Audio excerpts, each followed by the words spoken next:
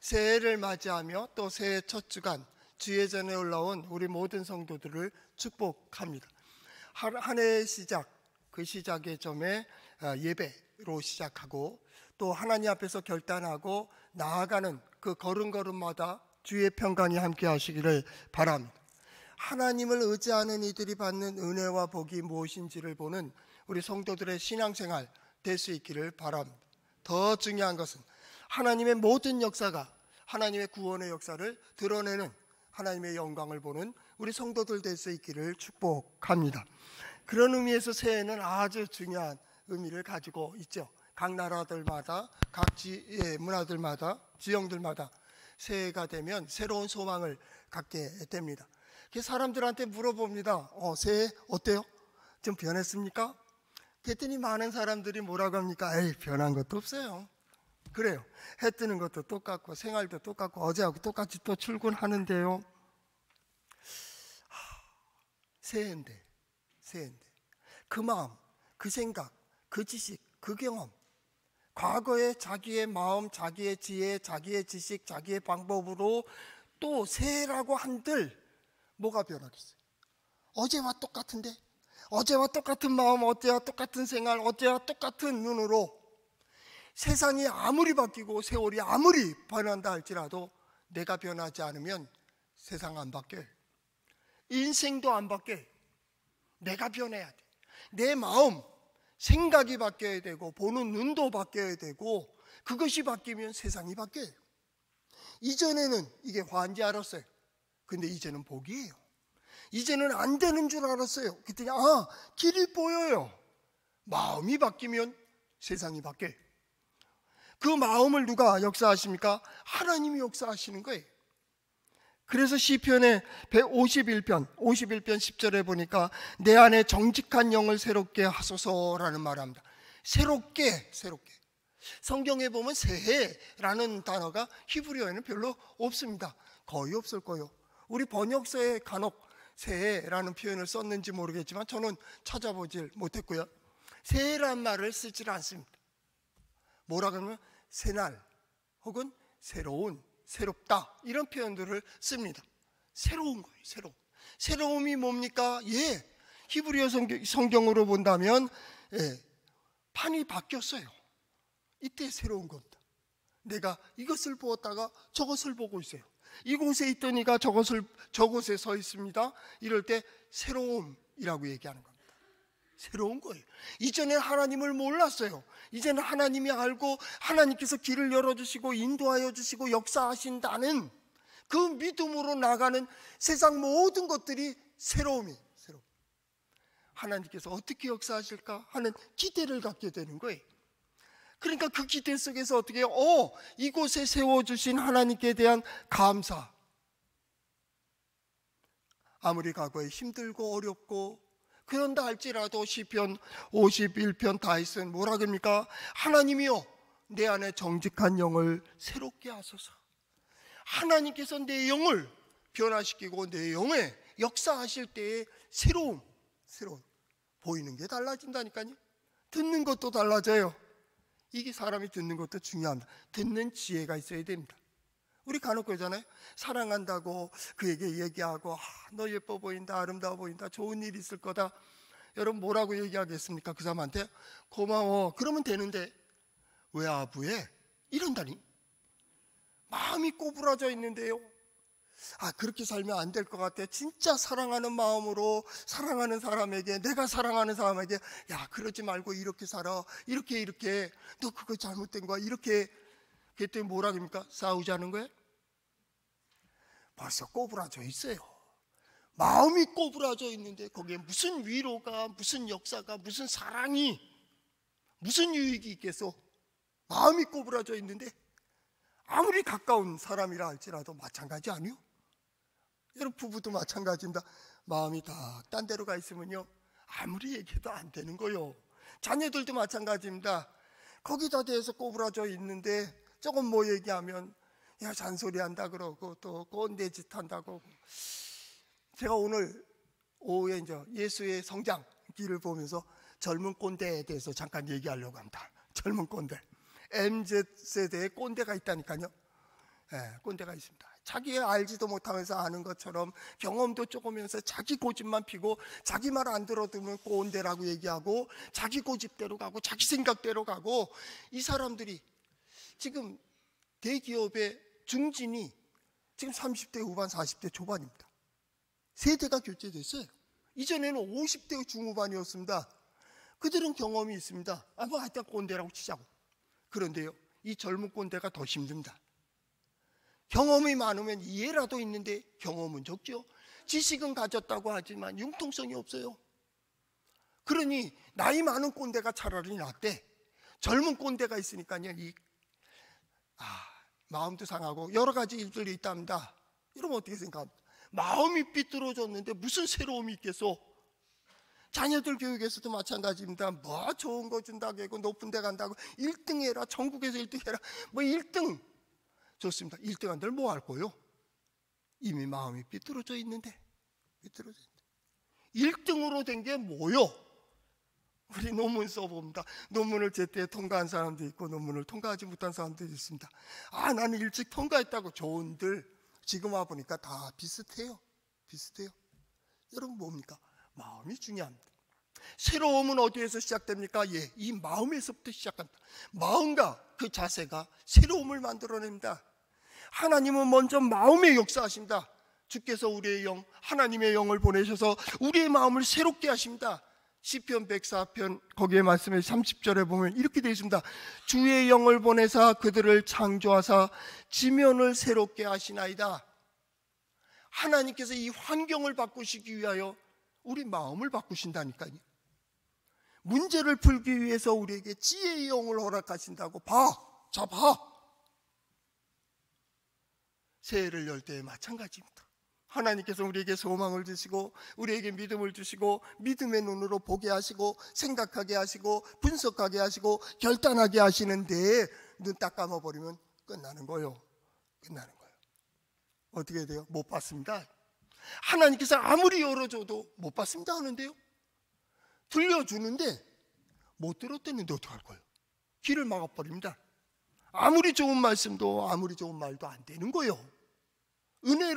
은혜 되게 하는 것은 복된 자가 하는 겁니다. 우리 뭐 감사하잖아요. 뭐 헌금할 때도 감사, 이것도 감사합니다, 뭐 합니다. 동참하죠. 아는 자들이 하는 겁니다. 이게 억지로 되겠어요? 하나님께서 세상을 새롭게 하실 때 먼저 하나님의 영을 보내서 우리 마음을 바꿉니다. 내 계획대로 과거로 끝났습니다. 새로움, 진정새. 새롭게 되길 원한다면 이전에 안 하던 일을 하세요. 이전에 그런 일이 있을 때 왼쪽 선택했으면요, 오른쪽 하세요. 오른쪽 선택했으면요, 왼쪽대로 하세요. 자기가 실패하고 뭐 이랬던 사람들이 있으면요, 그 지식 버리세요. 그리고 그냥 내 생각에 맞지 않는 길로만 가세요. 그럼 성공합니다. 꼭 자기 생각대로 했으니까 실패한 거예요. 좀 포용력 있게 들려주는 대로, 깨닫게 해주시는 대로. 이게 뭐예요? 신앙이에요. 우리가 오늘 성찬도 행하지만 예수 그리스도의 십자가 앞에서 우리의 정욕의 모든 것들을 내어놓는 거예요. 이전에 다 봤거든. 나 그 많이 배운 사람도 봤고 가진 사람도 봤어요. 그 높은 권력에 올라가서 허무하게 끝나는 사람도 봤습니다. 우린 또 그걸 경험하고 있잖아요. 대통령까지 한 사람이 장례를 못 지르고 있잖아요. 이런 부끄러운 일이 어디 있습니까? 그래, 그게 무슨 권력에 줬습니까? 아직도 1등입니까? 아직도 거기에 올라가야 됩니까? 마음이 바뀌어야 됩니다. 그래 새로움입니다. 그래야 행복합니다. 함께 있어서 행복하고 내가 있어서 행복하고 너와 말할 수 있음에 감사하고 오늘도 눈 뜨고 이렇게 손을 잡을 수 있으니 얼마나 감사합니까? 새해를 맞이했으니 얼마나 감사해요. 오늘 아픈 누구하고 얘기를 했습니다. 우리 올해 새해 맞이했잖아. 그러면 됐지? 뭘 더 바래? 그거 아닙니까? 이게 새로움의 또 하나의 중요한 것은 뭐냐면 하나님께서 회복을 새로움 속에 회복시키는 겁니다. 낡은 것 아닙니다. 묵은 땅은 묵은 땅입니다. 새로움이 있습니다. 그것이 예레미야 애가서 5장 2절 21절 말씀에 보면 여호와여 우리를 주께로 돌이키소서 그리하시면 우리가 주께로 돌아가겠습니다. 왜요? 믿음을 가졌으니까. 그리고 뭐라고 구합니까? 우리의 날들을 다시 새롭게 하사 옛적 같게 하옵소서. 우리가 주께 나아가고 주께 예배하고 주께 부르짖을 때마다 역사하신 그날 같게, 일마다 때마다 하나님을 의지하는 법을 배우고 하나님께서 역사하신다면, 주님 말씀하시면 내가 나아가리라, 주님 말씀하시면 내가 멈춰서리라 하는 신앙, 뭘 믿습니까? 오늘 그 얘기하고 싶은 겁니다. 2024년도 진정한 복이 되고 싶다면 그 길을 가야 됩니다. 그 말씀이 어디에 있습니까? 예, 성경에 있습니다. 한번 따라해 볼까요? 하나님의 말씀인 성경은 나의 신앙이요 나의 고백입니다. 주여 내게 무슨 말씀을 하려 하시나이까? 내게 무슨 말씀을 하시든지 그대로 하리이다. 진정 새로운 삶은 행복한 삶이어야 됩니다. 앞으로 나아가는 모든 삶 속에서 진정 하나님께서 함께 하시고 도와주심으로, 예, 신앙생활도 기뻐해야 됩니다. 하는 일들이 기뻐야 됩니다. 또 추구하는 일들에 소망이 있어야 됩니다. 이게 새로움입니다. 그리고 그날에 하나님께서 나를 통해서 이렇게 해주셨노라고 고백하는 우리 성도들 될 수 있길 바랍니다. 성경에 보면 어리석은 자가 나옵니다. 사무엘상 25장에 보면 나발이라는 사람이 나옵니다. 나발에 대해서 성경은 뭐라고 표현했냐면, 그 사무엘상 25장 3절에 그 남자는 완고하고 행실이 악하며 그는 갈렙 족속이었다. 갈렙 족속인데 이런 자가 있었다는 거예요. 여러분, 갈렙이 누굽니까? 이스라엘 백성들이 약속의 땅까지 왔을 때 정탐꾼들을 보냈습니다. 그때 갈렙도 있었고 여호수아도 있었고 12명입니다. 갔다가 돌아왔습니다. 그 땅은 좋다, 기름지다. 그러면 하나님께서 비만 주시면 그냥 과실들이 잘 열린다. 그런데 그 집엔, 거기에는 거인족들이 있다. 안악 자손들이 있는데 우리는 그 앞에 메뚜기 같다. 우리 도저히 안 될 것 같아. 우리 돌아가자. 그때 모세도 아론도 또 여호수아와 갈렙이 그 앞에 엎드립니다. 그러지 마세요. 하나님이 함께 해주시면 넉넉히 하나님께서 주시고자 한 땅을 우리가 받을 수 있습니다. 그렇지만은 이스라엘 백성들의 세력이 너무나도 큽니다. 저 모세 죽여버리고 새로운 지도자를 세우고 애굽으로 돌아가자. 하나님께서 그것을 들으셨습니다. 내가 들린 대로 하겠다. 38년을 돌립니다. 그리고 그때 출애굽할 때에 20세 이상의 남자들을 다 죽입니다. 마지막에 모세가 살아있습니다. 약속의 땅 르보산이 있는 데서 몇 년을 견딥니다. 그리고 모세가 죽습니다. 모세가 죽을 때에 성경은 뭐라고 기록해놨습니다? 모세가 죽을 때의 나이가 120입니다. 눈이 밝았으며 기가 새하지 아니하였도다. 성경은 그렇게 되어 있어요. 죽을 이유가 없어요. 근데 그가 죽습니다. 출애굽한 세대, 20세 이상의 세대 중에 마지막 사람입니다. 그리고 그때 두 사람이 살아있습니다. 여호수아와 갈렙입니다. 그 어렵고 힘든 상황 속에 하나님을 바라보고 하나님을 의지하고 하나님이 함께 해주시면 이라고 고백했던 두 사람입니다. 그 중에 하나가 갈렙입니다. 갈렙의 자손 중에서 나발이라는 사람이 있었다는 거예요. 근데 이게 이상하게 얽히기, 다윗과 얽혀요. 다윗이 사울에게 쫓겨가지고 광야 생활을 할 때, 그때 광야에 생활하는 사람들이 대체로 남의 양들을 이렇게 목장을 이렇게 보호해주고, 그들이 털을 깎을 때 가서 고기를 잡으니까 그 먹을 거를 찾고 이렇게 양식을 얻어서 사는 그러한 풍습이 있어요, 문화가. 그런데 마찬가지입니다. 나발의 집이 부자입니다. 큰 부자였다 그랬어요. 큰 부자이기 때문에 그때 양털 깎는다는 소문을 듣고 다윗이 소년들을 보냅니다. 가서 오늘 좋은 날이니까 가면 먹을 거 줄 거다. 어느 정도 주든지 그냥 받아서 와라 하고 보냈습니다. 그랬더니 나발이 다윗의 사원들에게 뭐라고 얘기합니까? 아니, 이새의 아들 다윗이 누구냐? 난 모르겠다. 요즘에 각기 주인에게서 억지로 떠나는 종들이 많도다. 내가 어찌 내 떡과 내 물과 내 양털 깎는 자를 위하여 잡은 고기를 가져다가 어디서 왔는지 알지 못하는 자, 즉 비류들을 하다 그들을 위해서 주겠느냐라고 얘기합니다. 그리고 그날 그 나발이 자기와 함께 일한 자들과 함께 먹고 마시며 깊은 잠에 듭니다. 취해서 잠들어 버립니다. 그런데 하인이 이걸 보다가 큰일 났다는 거예요. 그 소년들이 돌아가서 다윗에게 얘기했고, 다윗은 뭐라 합니까? 너희들은 빨리 칼을 차라. 거기에 집안에 남자는 하나도 살려두지 마라 라고 명령을 내립니다. 출발하려고 하는 그때입니다. 종들이 아비가일에게, 그 아내가 아비가일입니다. 아비가일에게 가서 말합니다. 이렇게 했습니다. 그런데 다윗과 그 사람들이 우리를 보호해줘서 양 한 마리도 상한 적이 없습니다. 그래서 이건 부당한 것 같습니다라고 알립니다. 아비가일이 듣자마자 깜짝 놀랍니다. 빨리 음식을 준비해 갖고 자기의 종들에게 먼저 다윗에게로 갖다 보냅니다. 그리고 자기도 치장하고 추스려서 바로 다윗에게 달려갑니다. 그리고 가서 다윗을 만나고 출동하려고 하는 다윗 앞에 엎드립니다. 그리고 이렇게 고백합니다. 오나오나니 내 주는 이 불량한 사람 나발을 개의치 마옵소서. 주의 이름이 그에게 적당하니 그의 이름이 나발이니라. 그는 미련한 자니이다. 여종은 내 주께서 보내신 소년들을 보지 못했습니다. 그러니 이것으로 분노를 참으시고 주인의 그 손에 피를 묻히지 마소서. 주인은 하나님께서 함께 하시고 당신을 왕으로 세우실진데 그날에 부끄러움이 없게 하소서라고 합니다. 그리고 다윗이 그 지혜로움을 생각하고 그 소원을 들어줍니다. 그래서 이제 그렇게 됐더니 집에 가보니까 나발이 취해서 잠들어 있습니다. 그 다음날 깨어났습니다. 그때 되어진 상황을 얘기했습니다. 다윗이 소년들을 칼을 채워서 오고 있는데 내가 그걸 막았다고. 그 소리를 들은 나발이 속에서부터 의의가 치밀기 시작합니다. 의의가 자기의 불의를 막는 겁니다. 그래서 어떡합니까? 그대로 꼬꾸라져서 죽습니다. 그걸 미련하다 그 말이죠.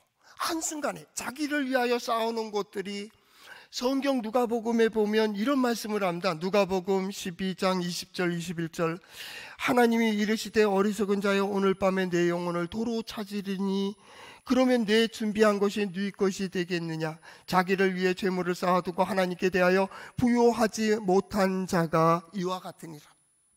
여기서 보면 도로 찾으리니입니다. 도로 찾는다면 네 것이 되겠느냐가 아니요, 도로 찾는다는 겁니다. 이 말은 뭐냐면 그 강팍하고 강한 자는 졸지에 끊어진다는 의미를 갖고 있습니다. 졸지에 무너지고 졸지에 끊어지는 겁니다. 새해를 맞이했습니다. 새해 속에서 우리가 이루고자 가는 길이 뭐요? 그날에 과연 내가 가지고 있는 소망과 소원이 과연 뭐냐라는 겁니다. 2024년, 2025년도는 이제 마지막 어떤 단계 속에서 달력을 받아 올라오는 시기입니다. 아주 중요한 때입니다. 이때 과연 나는 무엇을 의지할 것이냐 그 말입니다. 폭풍처럼 판이 바뀌어 있고 그 다음에 그 휘몰아치는 이 세대 속에서 나는 어디로 갈까? 그래서 2024년 우리 동해제일장로교회 표현은 한번 따라해 보실까요? 너희는 여호와를 의지하여라. 예, 하나님을 의지하는 겁니다. 나의 지식과 나의 경험 아니, 하나님을 의지하는 겁니다. 누가 하나님을 의지합니까? 115편 11절 여호와를 경외하는 자들아, 하나님을 경외하는 자들아, 너희는 여호와를 의지하라는 거예요. 다른 사람 얘기하는 게 아니에요. 경외가 뭡니까? 하나님의 역사를 보는 겁니다. 하나님의 능력을 아는 겁니다. 하나님께서 이끌어 가시는 손길을 보는 자입니다. 그것을 경험한 자입니다. 체험한 자입니다. 들은 자입니다. 본 자들입니다. 그들에게 말합니다. 야, 하나님 의지하라고. 하나님. 아주 중요한 때입니다. 하나님의 능력을 알기에 그는 당연히 하나님을 의지할 거라고 착각하지 마세요. 오랫동안 예배했기 때문에 신앙이 있다고 얘기하지 마세요. 하나님의 역사가 보여지고 들려지고 그 손에 쥐어진다 할지라도 하나님을 의지하지 않는 자가 너무나도 많이 있습니다. 지금은 그 얘기하자는 게 아니에요. 하나님을 경외하는 너희에게 하는 얘기. 하나님이 역사하고 계십니까? 하나님께서 들려주고 계십니까? 하나님께서 보여주시는 어떤 것이 있습니까? 거기에 대해서 짜릿함이, 거기서 놀라움이, 거기서 어떤 충동질이 있습니까? 지금 그 얘기하는 겁니다. 그 마음과 그 자세를 막지 마라. 막지 마라. 그러면 어떻게 하나? 의지하라. 하나님을 의지하라. 그 역사하시는 대로 놓아주라는 거예요. 그걸 매듭짓지 마라는 거예요. 그것을 막지 마라는 거예요. 걸림이 되지 마라라는 겁니다. 신앙의 훈련 중에 뭐가 있어요? 단순성 훈련이라는 게 있습니다. 단순하게 하나님이 역사하실 수 있도록, 이곳에서, 이 일 속에서, 이 환경 속에서 나를 통하여 하나님께서 어떻게 역사하실지 기대하십니까? 그렇다면 기대하는 대로 놓아주세요. 왜 자기가 어리석은 생각을 해요? 어리석은 계산을 합니까? 내 눈에 좋아 보이는 것이 내게 다 유익한 것은 아니라는, 그럼에도 불구하고 나의 생각을 얘기하고 나의 계획을 얘기하고 나의 경험을 얘기하고 있습니다. 지나간 건 다 옛것이요. 옛것이 지금 통할 것 같아요? 안 통합니다. 새로운 건 항상 새로웁니다. 그래서 하나님은 매 순간마다 하나님을 의지하게 하는 겁니다. 나를 의지해. 세상을 지으시니가 하나님이십니다. 세상을 이끄시는 이도 하나님이십니다. 새해가 진정 새해가 된다면, 새날이 진정 새롭기를 간절히 소망한다면 그 안에서 보아야 됩니다. 그 안에서 보아야 됩니다. 그것이 뭡니까? 의지하라라는 겁니다. 히브리어에 의지하라 하는 뜻은 뭡니까? 예, 그 안에, 하나님 안에 들어가는 겁니다. 하나님 앞에 서는 겁니다. 하나님을 향해서 서는 겁니다. 하나님께 피하는 겁니다. 모든 것 속에서 하나님께로 피하는 겁니다. 하나님 안으로 들어갑니다. 하나님의 뜻을 구하는 겁니다. 하나님을 의지하라, 여호와를 의지하라는 두 번째 뜻은 뭡니까? 그의 지혜를 의지하는 겁니다. 그의 지혜대로 그것이 나의 힘이 되어야 됩니다. 그것이 뭡니까? 믿음입니다. 믿음이 뭡니까? 하나님께서 내게 보여주시는 지혜입니다. 들려주시는 지혜입니다. 깨닫게 해주시는 지혜입니다. 내 마음과 내 자세를 바꾸시고 새롭게 하시는 하나님의 은혜입니다. 이것이 뭡니까? 의지하는 겁니다. 진정 하나님을 의지하십니까?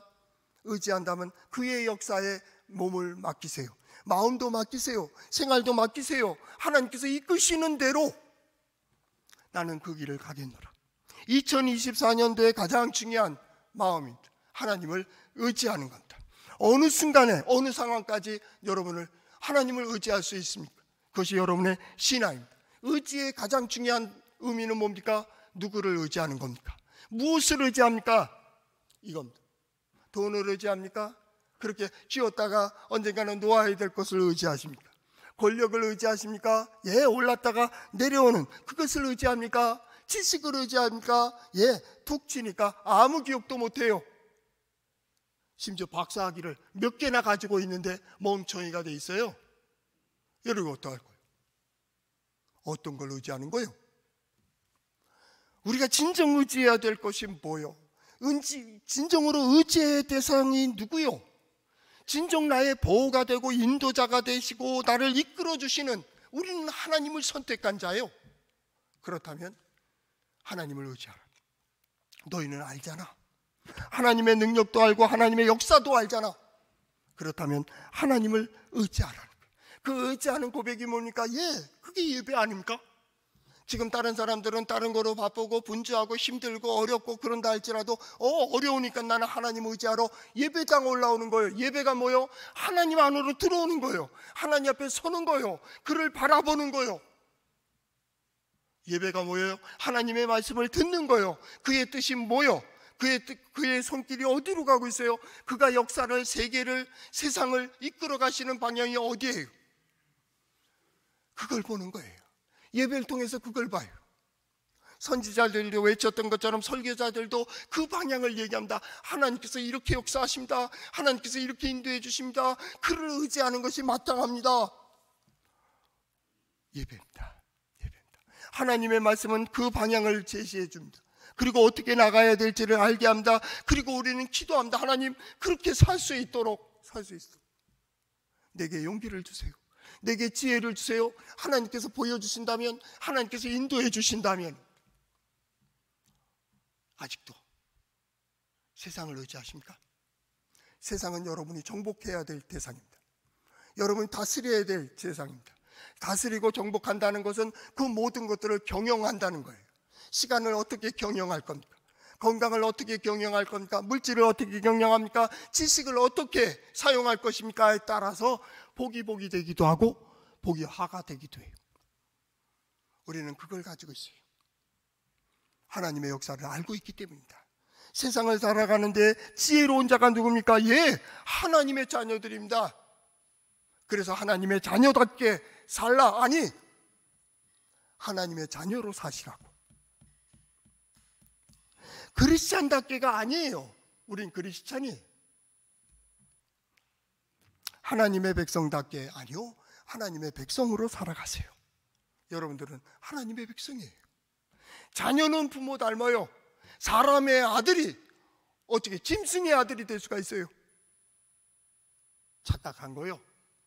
그러니까 주간에도 얼마나 끔찍한 소식들이 들려옵니까? 그게 사람입니까? 그런 인간을 기웃고요, 꼭 죽여야 죽인 겁니까? 그 심보가, 그 마음이, 그 자세가 그런데 매 순간 죽이고 있는 거 아니요?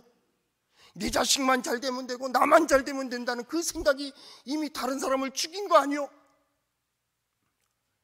마음을 새롭게 하세요. 1등 안 될 뭐 할 거요? 대통령 되면 뭐 할 거요? 누가 대통령 되면 될 것 같습니까? 내 자식 돈 많이 벌면 되겠습니까? 당신들 외로워져요. 적당히 살게 기도하세요. 예, 어차피 그 정도입니다. 그 정도입니다. 똑바로 사세요. 똑바로 살아야 됩니다. 그리스도인들이 정신 차려야 됩니다. 그러면 세상이 삽니다. 여러분에게 소망이 있습니다. 왜냐하면 하나님을 알기 때문입니다. 하나님의 능력도 알고 하나님의 지혜를 알기 때문입니다. 하나님을 의지하는 이들이 하나님의 도우심과 오늘 성경 말씀에 방패시로다 하겠습니다. 하나님이 도와주신다고요. 도와주신다는 게 뭐예요? 보여주신다니까요. 들려주신다니까요. 잡아, 이렇게 사는 거야. 두 번째, 도와주신다는 것이 뭡니까? 하나님께서 힘이 되어주신다는 거예요. 힘이. 하나님을 의지하고 하나님의 뜻을 따라가는 것이 우리의 어떤 세상의 것들보다 능력이 되고 힘이 된다는 거예요. 하나님을 의지한다는 것이 뭐예요? 예, 큰 도움을 받는데 그 도움은 곧 하나님의 지혜가 되어지는 거예요. 하나님께서 지혜를 열어주세요. 순간마다 이게 도움이요.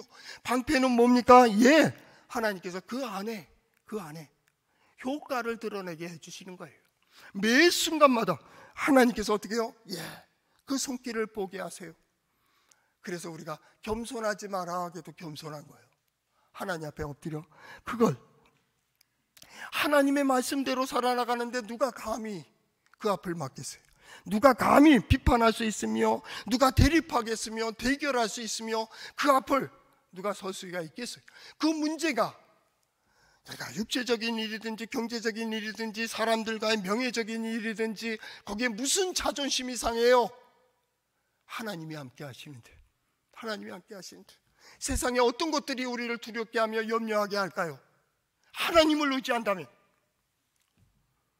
그 의지하는 자들이 받는 은혜가 무엇입니까? 12절 13절 성경 말씀에 보면 하나님께서 이들에게 복을 주시고 저들에게도 복을 주시고 또 높은 자나 낮은 자에게 막론하고 다 복을 주시리로다. 복을 주신다는 거예요. 이 복이라는 단어가 히브리어에는 여러 개가 있는데 크게 두 개 쓰이는 것이 있는데 그 하나는 일방적인 복이 있고요, 또 하나는 그 길을 걸어가며 열매를 주워 담는 그런 복이 있어요. 시편이 시작할 때 그 복은 아슈레라고 시작되는 것은 그 길을 걸어가는 자들이 받는 그 효과, 땅을 차지하는 효과를 얘기하고 있습니다. 오늘 성경 말씀이 있는 바라크라고 하는 단어는 뭐냐면 일방적인 겁니다.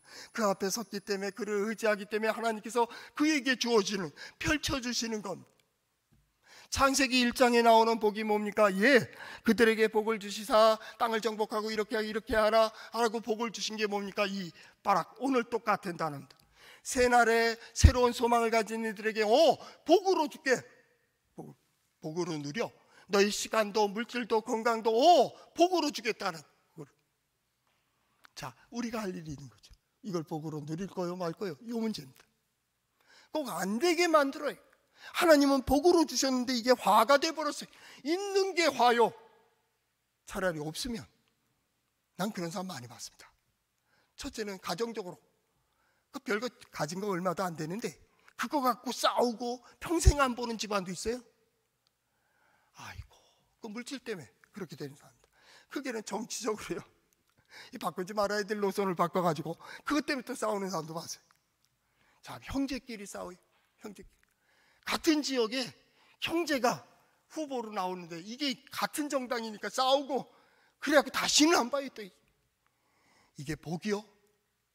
똑똑한 게 복이요? 가진 게 복이요? 하나님을 경외하고 하나님을 의지하는 자의 복이 어디에 있어요? 예, 그것은 복을 복으로 누리는 거예요. 그렇기 때문에 그 복은 어떤 복입니까? 하나님이 함께해 주시는 복이에요. 하나님께서 인도해 주시는 복이에요. 그 길을 걸어가는 복이에요. 하나님께서 그때마다 내가 보여줄게, 내가 들려줄게. 거기에 그때마다 의지해라는 거예요. 보여주실 때 그 길을 가라, 들려주실 때 결단하는 겁니다. 여기서 말하는 복이란 보여주시고 들려주시고 깨닫게 해주시는 겁니다. 그때 너희는 어떻게 하라고요? 여호와를 의지하라고요. 네 지식을 의지하지 마라. 신앙에서 저는 가끔 그런 말을 합니다. 5분 이상 생각하면 하나님의 뜻 아닙니다. 3분 이상 기도하면요, 하나님 뜻 아니에요. 3분 이상 기도해서 찌고집만 피우는 거예요. 기도한다는 사람을 두려워하세요. 둘 중에 하나입니다. 하나님과 깊은 교제를 하는 사람이 있고요, 지 멋대로 믿고 싶은 대로 믿고자 기도하는 사람이 있어요. 우리 동해제일장로교회는 하나님의 뜻을 묻는 그러한 기도로 이어질 수 있기를 바랍니다. 굉장히 조심해야 됩니다. 믿고 싶은 대로 믿는 그 고집을 강화시키는 기도가 있다니, 됩니다, 됐습니다, 됐습니다. 뭐가 돼요? 하나님이 함께 하시고 하나님의 역사하실 때는 어떻게 이끌어 가실지 몰라요.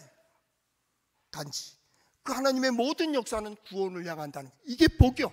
이게 복이요. 또 한 가지 뭡니까? 그 복은 번창하게 하십니다. 뭐라 그럽니까? 그들이 가는 길이 하나님께서 번창하게 하시기를 역사를 본 거예요. 하나님께서 어떻게 합니까? 그 확장되어지는 그 길을 보는 거예요. 번창입니다. 확산입니다. 확산되어지는 겁니다. 그 둘레를 보고 깊이를 보더라도 하나님께서 그렇게 인도해 가십니다. 유사한 단어가 있습니다. 성장, 성수 혹은 형통, 거기에 같은 유사한 단어들로 형성되어 있습니다. 번창입니다. 하나님께서 열어주시는 것. 마지막으로 15절에 뭐라고 했습니까? 너희는, 우리는, 나는, 그렇죠? 창조주 하나님께 복을 받는 자로다. 우리가 누구예요? 하나님의 복을 받는 자예요.